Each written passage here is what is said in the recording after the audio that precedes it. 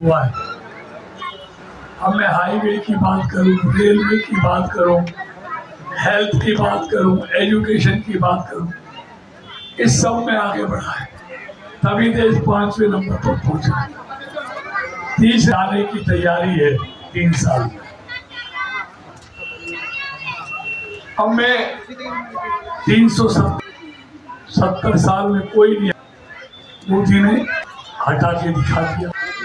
पाकिस्तान और बांग्लादेश से हिंदू थे जिनको भारत में आ गई थे, नागरिकता की मिली थी, उनको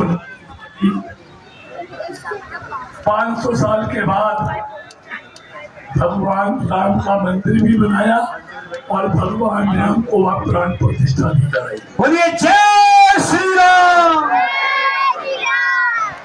हमें तो मेरे पूछना आया कितने हाईवे बने फरीदाबाद में, रेलवे स्टेशन कैसे बन रहे हैं, मैं सबकी बात नहीं करूँगा। अब मैं ये कहने आया हूँ, आज देश में एक पार्टी बीजेपी के अलावा, मोदी के अलावा कोई एक पार्टी बता दो जो अपने दम पर सरकार बना सके पूर्ण बहुमत की। एक भी नहीं है।